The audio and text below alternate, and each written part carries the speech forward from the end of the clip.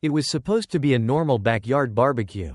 Burgers on the grill, folding chairs on the lawn, lemonade sweating in plastic cups. The kind of casual afternoon where you come with a six-pack, dodge a few mosquitoes, laugh at nothing, and head home with a sunburn. Nothing fancy, nothing dramatic. I showed up the way I always do, quiet, early, helpful. I wasn't looking for attention. I wasn't even looking for connection. I was just present. That's what I do. I show up. Then my grandma raised her glass. "Your car loan's fully paid now," she said loud and proud, like it was a toast. 12 grand is no joke, but you're worth it. The laughter didn't stop, it just stalled. Like a scratched record. My hand froze around the drink I just grabbed. I blinked. "Grandma," I said slowly, trying to process what I just heard. "I don't even have a car." Silence. I saw the confusion flash across her face.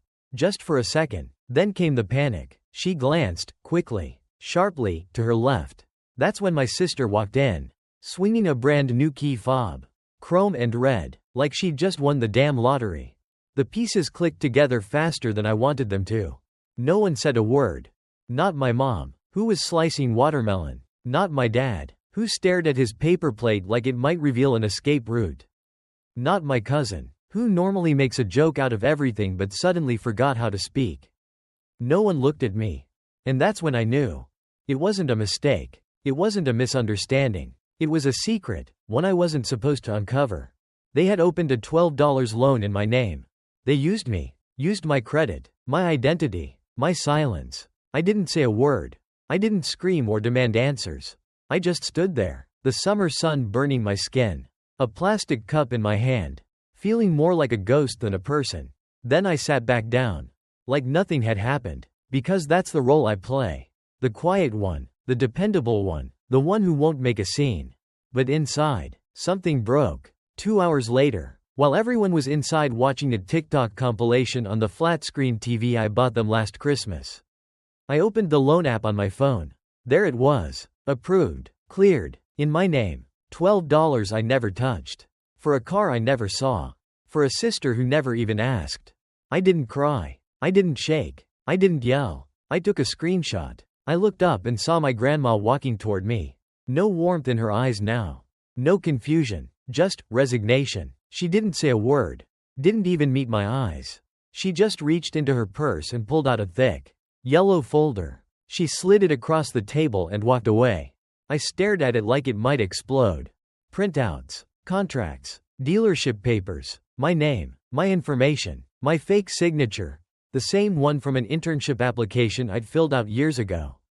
They'd copied it, sloppily, lazily. They didn't even try to hide what they'd done. Because they thought I wouldn't do anything.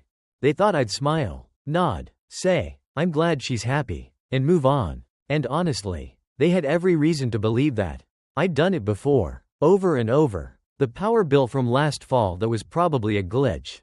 The second streaming account I was probably still subscribed to. The $500 deposit for my nephew's school that I was told would be temporary. They called it helping. I called it habit. Every dollar I gave became expectation. Every time I didn't say no became permission. Every time I let them laugh it off or say thank you without paying me back. I trained them to believe I didn't mind. To believe I existed to make their lives easier. But this was different. This wasn't an oversight. This was theft. And it wasn't just money. It was trust, dignity. It was the slow, bone-deep realization that maybe they never saw me as family at all.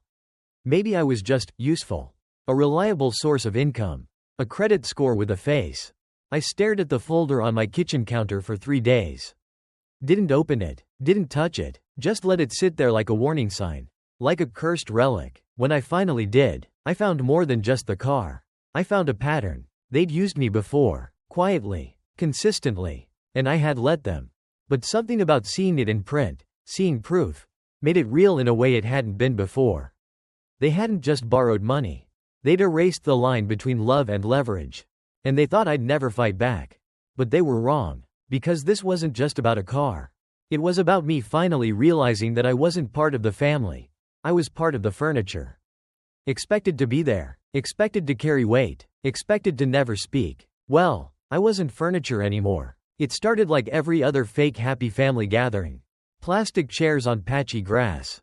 Overcooked burgers. Lemonade from a jug that tasted like fridge. I showed up with a six-pack and zero expectations. Just enough presents to be the good one. But not enough to invite questions. That was always the balance I played, available but invisible. Then Grandma raised her voice. Clear as a bell. Your car loan's fully paid now. 12 grand is no joke, but you're worth it. The world tilted. People froze mid-laugh. Watermelon forks hovered in the air. I blinked. Grandma, I said, calm and cold, I don't even have a car. Silence. The kind that spreads like spilled oil, fast. Suffocating. Inescapable. Grandma looked confused. Then her eyes flicked to the left. Just a twitch. Just enough. And there she was, my sister, walking into the yard holding a shiny new key fob like she'd just won on a game show. Red and chrome, smiling like the world loved her. No one said anything. Not my mom, still slicing melon like nothing had cracked. Not my dad, staring at his paper plate like maybe it would rescue him.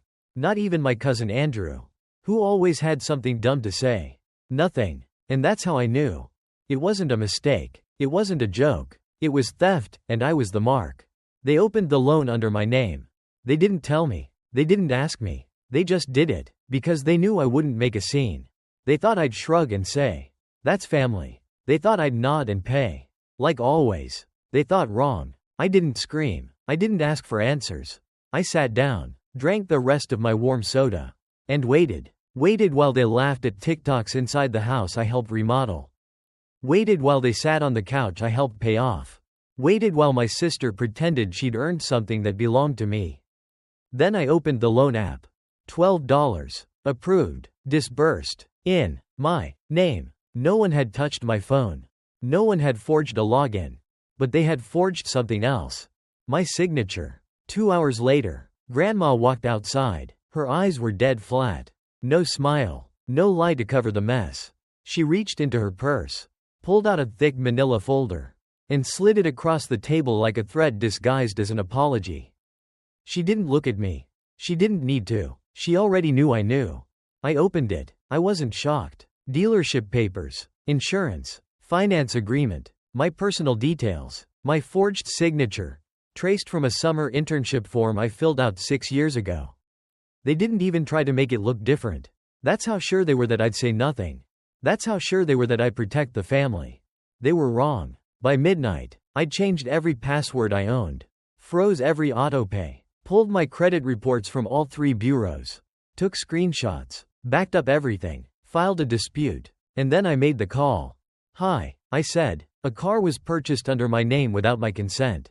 Is your name Kevin? The dealership guy asked. Yes. He sighed. I figured you'd call. He already knew. They always know. But they let it slide because people like me rarely push back.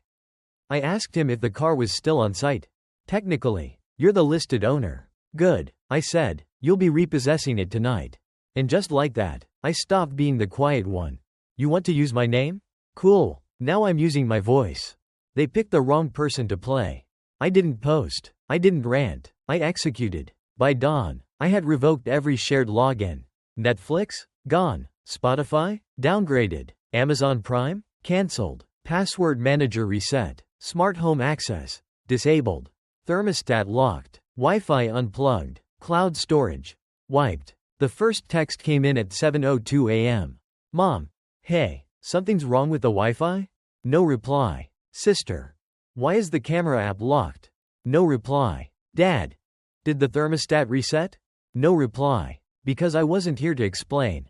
I was here to dismantle. I pulled the title of everything they ever built on my dime. The mortgage I co-signed? Initiated removal. Business licenses in my name? Revoked. Website hosting. Tax software. Domain renewals. All under my name. My wallet. My control. Gone. They called. I didn't answer. They cried. I didn't flinch. They begged. I turned off my phone. Because here's the thing. I didn't break the family. They did. The moment they saw me as a resource. Not a relative. The moment they thought I was too weak to fight back. But I wasn't fighting anymore. I was reclaiming. Reclaiming my credit. Reclaiming my name. Reclaiming my time. My boundaries. My peace. And when I looked in the mirror that morning, I didn't see a victim. I saw the version of me they feared most. The quiet one who finally got loud. I didn't plan to go public. Not at first. Silence felt cleaner, sharper. Like a scalpel, not a hammer. I thought if I just pulled away quietly, let the dust settle, they'd get the message. But they didn't. They thought my silence meant shame. That I was hiding. Embarrassed. Easy to manipulate. Just like always. So, they moved fast. They rewrote the story before I had a chance to speak. My sister went first, because of course she did. A moody selfie on Instagram. All smudged mascara and soft lighting. The caption read, "It hurts when the people you thought would be your forever turn out to be your lesson." Grateful for the ones still here. 200 likes in the first hour. Heart emojis. Prayers. Friends tagging friends in the comments. A few said what they were all thinking. You don't deserve this. Some people just want control. Cutting toxic people is hard. But necessary. They didn't know what happened. They didn't ask. They believed her, because she got there first. And just like that, I wasn't Kevin, the dependable one. I was Kevin, the villain. The dramatic brother who took back a car like it was a toy. The guy who hacked the Wi-Fi and left his baby sister stranded. I watched it unfold like a slow car crash I couldn't stop. Except I could. And I did. But not with drama. With proof. I built the truth the way I built everything, methodically. Deliberately. With receipts. I compiled every document. The dealership paperwork. The loan approval. Screenshots of my credit alerts. The folder Grandma slid across the table. Signed with my stolen signature. The email from the bank confirming my name was fraudulently used. The group chat where they laughed about how Kevin always bails us out. I organized it into a single PDF. Timestamps. Labels. Folders. Nothing emotional, just facts. Then I opened LinkedIn. Not Facebook. Not Instagram. LinkedIn. Because that's where my reputation lived. That's where people saw me not as a sibling or a son, but as a professional, a leader, a founder. I wrote, "When family crosses the line." A cautionary thread on financial exploitation and identity misuse. And I told the story, not emotionally. Factually. How a car was bought under my name without my consent. How the response wasn't apology, but manipulation. How silence protected them, not me. I didn't name names. But everyone who needed to know knew. By the end of the day, the post had over 30,000 views. Messages poured in, not from strangers, from people I hadn't spoken to in years. Former coworkers, classmates, even a cousin I hadn't seen since high school. "Thank you for saying this. I thought I was the only one." They called it family. I call it debt. I hadn't started a movement, but I'd hit a nerve. And back home? They noticed. Fast. My mom called me 11 times in one night. No voicemail, just blank calls. My dad sent an email titled, "Take it down." Inside, "You're embarrassing everyone. If you think airing our private affairs online makes you strong, you're wrong. Take it down, or there will be consequences."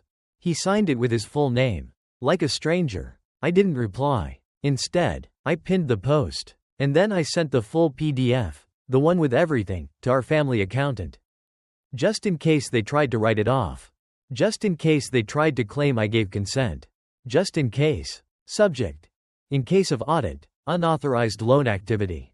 Attached documentation. Filed fraud report. Please confirm receipt. No drama. Just liability protection. That night, my cousin Ellie called. Her voice shook. "I saw everything," she said. "And, you need to know, they're saying you're dangerous."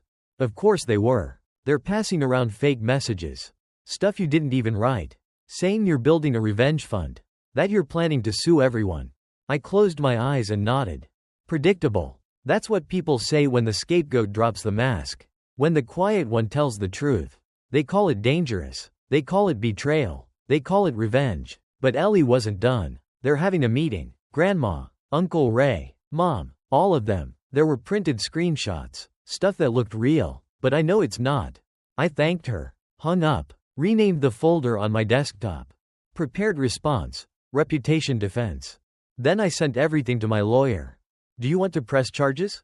he asked. "No," I said. "Just prepare everything. In case they do." "Smart move," he replied. "They won't expect that." He was right. Because what they expected was submission. A sigh. A whisper. A silent retreat. Not this. Not a cold, clean, public truth. not accountability. They panicked. My uncle messaged, "Take the post down. You're humiliating your parents." Grandma emailed, "You should be ashamed." My sister, "I hope it was worth it." For the first time, I replied, "It wasn't worth it. It was necessary." Then I blocked her. Not out of spite. Out of peace. Because when someone commits emotional identity theft, you don't owe them closure. You owe yourself freedom. It was a Sunday. Quiet. The kind of quiet that doesn't beg to be filled. A cup of black coffee. My feet up by the window. Inbox full of unread messages that didn't matter anymore. Outside, the sun was soft. Nothing urgent. Nothing pulling me anywhere. I didn't owe anyone anything. And for once, that felt good. No background noise of guilt. No weight of someone else's emergency on my chest. Just peace. Plain and earned. That's when the doorbell rang. I didn't need to check. I already knew. I opened the door anyway. Not because I wanted to, but because I was no longer afraid of what was waiting on the other side. There they were, my parents. My sister. 3 steps behind. Sunglasses on like grief was something you could wear. They looked like missionaries. Desperate ones. Selling redemption door to door. My mom held a box. My dad stood stiff. My sister said nothing. "We just want to talk," Dad said, trying to sound calm, like any of this could still be salvaged.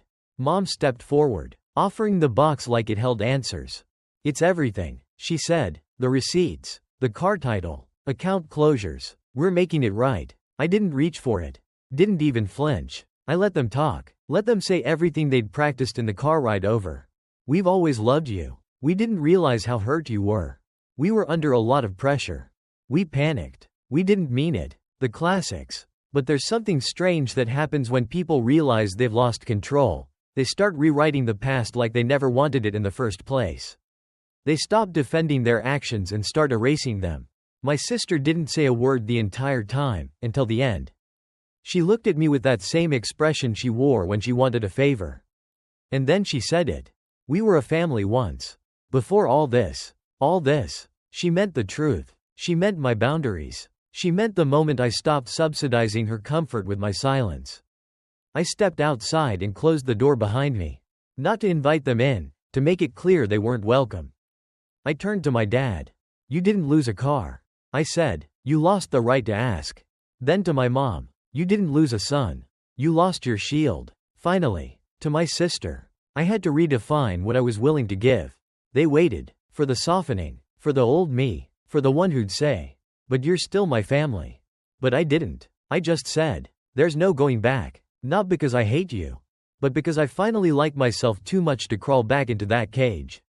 My mom whispered, "So this is it?" I nodded. No speeches. No drama. Just truth. My dad looked at me like I was a stranger. And for the first time, he was right. Because the version of me they remembered? He would have offered to drive them home. He would have apologized for making them uncomfortable. He would have paid for lunch to smooth things over. But that guy doesn't live here anymore. They left without another word. No tears. No apologies. Just the sound of a car door slamming shut. I didn't watch them drive away. Didn't wait for the second knock. Didn't expect closure. I walked back inside, poured another cup of coffee, and sat down. There were no fireworks. No finish line music. Just stillness. But it was mine. I didn't feel powerful. I felt untied. I didn't feel angry. I felt unburdened. I didn't feel like I'd won anything, just like I'd stopped losing. They thought I wanted revenge. What I really wanted was a life. One where I could choose how to spend my money, my energy, my time, without guilt-tripping voicemails or manipulated memories. A life where my worth wasn't measured by how much I gave. Where I wasn't the family's emergency fund, therapist, tech support, and emotional sponge. I had never felt so light. No more checking if they needed something. No more pretending their apologies were enough. No more hoping for a thank you that was never coming. They still had each other. And I finally had myself. And that was enough.